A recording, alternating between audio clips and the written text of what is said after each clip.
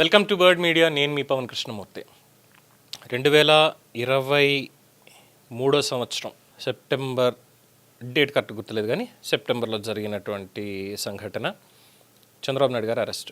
ఇప్పుడు మళ్ళీ దాని గురించి ఎందుకు అంటే పాపం నిన్న జగన్మోహన్ రెడ్డి గారు కర్నూలు జైలుకు వెళ్ళి విరూపాక్షి గారిని కలిసి ములాఖాత్ అయి బయటకు వచ్చి పెట్టినటువంటి ప్రెస్ మీట్, అక్కడ ఆయన మాట్లాడినటువంటి మాటలు, ముఖ్యంగా ములాఖాత్కి వెళ్తే అక్కడ ఫోటోలు తీశారని అడ్డు ఉంటుంది కదండి, ఆ గేట్ దగ్గర అడ్డు ఉంటుంది, అక్కడ 2 ఫోటోలు తీశారు, వీడియోలు తీశారు అండ్ చాలా అవమానించారు, కుర్చీ వేసి కూర్చోబెడతారు. మనం చేసింది అక్కడ అదే కదా, ముందు మనం చాలా గౌరవించాం, చిక్కటి చిరునవ్వుతో ఎవరు వచ్చినా పోలీస్ స్టేషన్కి వాళ్ళని కూర్చోబెట్టి వాళ్ళకి ఒక కర్టసీ చూపించి గౌరవించి పోలీస్ కంప్లైంట్ ఇస్తే కంప్లైంట్ రిజిస్టర్ చేసుకోవాలి, వాళ్ళని గౌరవించాలని చెప్పాము, ఫ్రెండ్లీ పోలీసింగ్ని మనం ఇంట్రడ్యూస్ చేసాము, పోలీస్ స్టేషన్లు కూడా నిర్మించామని చెప్పి చాలా గట్టిగా చెప్పుకొచ్చారు. అలాగే ఇలాంటి అక్రమాలు కూడా ఎక్కడ మన దగ్గర జరగలేదు, ఇలాంటి అక్రమ అరెస్టులు కానీ ఇవి కానీ ఇంకోటి ఎక్కడ మన దగ్గర జరగలేదు మన దాంట్లో హయాంలో అసలు అని చెప్పారు కదా.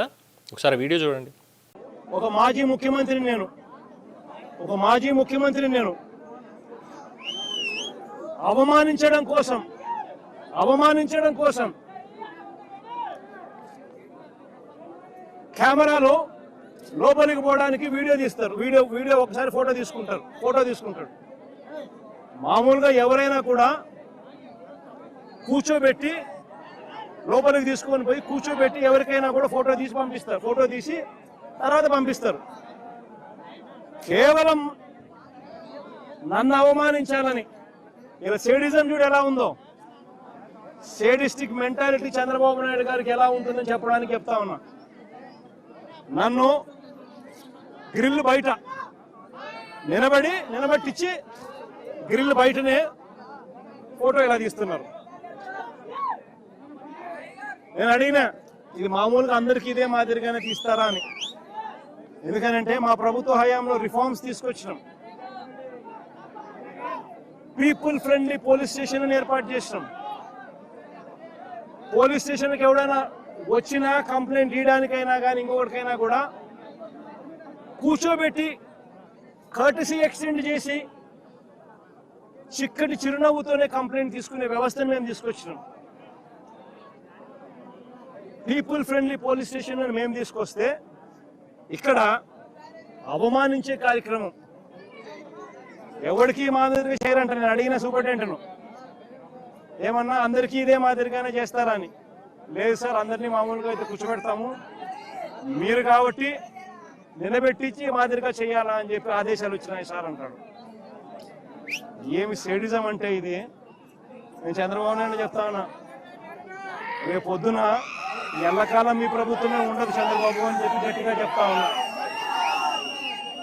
ఏదైతే మీరు ఇస్తున్నారో ఇవే రేపు పొద్దున పనులు అవుతాయి. ఏదైతే తప్పుడు సాంప్రదాయాన్ని మీరు మొదలెడతా ఉన్నారో ఇవే రేపు పొద్దున రెండింతలై మీకు చుట్టుకుంటాయని చెప్పి చంద్రబాబు నాయుడు గారికి గట్టిగా వార్నింగ్ ఇస్తూ ఇవాళ చెప్తా ఉన్నాను. చూస్తా 2 ఏళ్ళు అయిపోయింది. కళ్ళు మూసుకొని కళ్ళు తెరిచేసరికి మరో 3 ఏళ్ళు కూడా అయిపోతుంది. దాని తర్వాత మాత్రం ఇదే చంద్రబాబు నాయుడు గారికి చెప్తా ఉన్నా, వెన్నుపోటు పార్టీకి నాయకుడిగా ఉన్న చంద్రబాబు నాయుడు గారికి చెప్తా ఉన్నా, ఈ మాదిరిగా తప్పుడు కార్యక్రమాలు ఏదైతే చేస్తా ఉన్నావో, తప్పుడు విత్తనాలు నాటుతా ఉన్నారు, ఈ విత్తనాలు రేపు పొద్దున చెట్లు అవుతాయి. ఒక తప్పుడు వ్యవస్థను మీరు క్రియేట్ చేస్తున్నారు, మానుకోకపోతే ఇవి మీకు చుట్టుకుంటాయి, రెండింతలయ్యి అని చెప్పి చంద్రబాబు నాయుడు గారికి గట్టిగా వార్నింగ్ ఇచ్చి మళ్ళీ చెప్తా ఉన్నా. చూసారుగా, సరే చేసిందంతా బాగానే ఉంది, బట్ దీనికి కౌంటర్గా మాట్లాడాలంటే మొత్తం అన్ని లిస్టు తీయాల్సినటువంటి అవసరం లేదు. ఈ ఒక్క వీడియో చాలని చంద్రబాబు నాయుడు గారు అరెస్ట్కి సంబంధించి ఆ రోజు రాత్రి ఏం జరిగింది అన్నటువంటి వీడియో ఇప్పుడు చాలా వైరల్ అవుతుంది. ఒకసారి ఆ వీడియో కూడా చూద్దాం. అరెస్ట్ చేయాలని ఇవన్నీ చేయడం అనేది మీరు చేసే ఇది అరాచకాలవన్నీ. దానిపైన మీరు మమ్మల్ని దబాయించి మమ్మల్ని బెదిరించే పరిస్థితికి వస్తే అంటే ఎక్కడికి పోతుంది ఈ ప్రజాస్వామ్యం మాకు అర్థం కాలేదు. రాజ్యాంగం మీకు ఏమైనా ప్రత్యేకమైన హక్కులు ఇచ్చుంటే నాకు తెలియదు. నైట్ 1:30 నుంచి మార్నింగ్ 5 వరకు ఎందుకంటే నేను ఎక్కడికి పోతుందంటే రోడ్డు మీద ఉన్నాను కదండి. అవసరం వచ్చిందండి కాదండి, మీకు ఎందుకు వచ్చింది అవసరం? నేను రోడ్డు మీద ఉన్నాను కదా, నేను ఎక్కడికి పారిపోతానా? నాకు ఎన్ఎస్జీ ఉన్నారు, 10 మంది ఉన్నారు, నేను ఎన్ఎస్జీ ప్రొటెక్టివ్ని, అందువల్ల అప్పుడు నేను ఒక మాజీ ముఖ్యమంత్రిని, మీరు ఇచ్చే గౌరవం ఇదేనా? నాకు రాత్రి మిడ్ నైట్ రావాల్సిన అవసరం ఏమొచ్చింది? టెర్రరైజ్ చేయాల్సిన అవసరం ఏమొచ్చింది? మేము మిమ్మల్ని ఎక్కడ డిస్టర్బ్ చేయలేదు సార్. అందుకని డిస్టర్బ్ చేయకుండా ఎట్టుంటారండి? ఎన్ని జరుగుతాను డిస్టర్బ్ చేయలేదు మీరు అంటే ఏ విధంగా డిస్టర్బ్ చేయకుండా ఉంటారు మీరు? నన్ను డిస్టర్బెన్స్ లేదని మీరు అంటున్నారు. నిన్నటి నుంచి మీరు చేసింది ఏంటి? అరాచకమే కదా ఇక్కడంతా. ఏం తప్పు చేశాం మేము ఇక్కడ?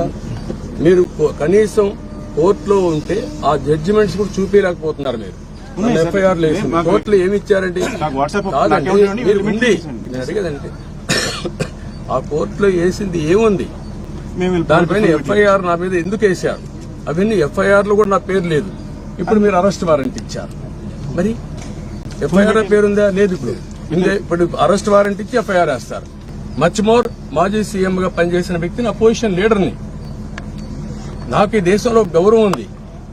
మీరు వచ్చేసి నువ్వు ఉన్న పడంగా నిన్ను అరెస్ట్ చేస్తున్నావంటే, రిమాండ్ ఇస్తున్నావంటే ఎందుకు రిమాండ్ ఇచ్చారు కూడా చెప్పకపోతే ఇదేమో డిక్టేటర్షిప్? ఎక్కడున్నాం మనం? చూసారుగా, ఇదే జగన్మోహన్ రెడ్డి గారు చెప్పినటువంటి చిక్కటి చిరునవ్వుతో కూడిన ఫ్రెండ్లీ పోలీసింగ్. అర్ధరాత్రి 1 గంట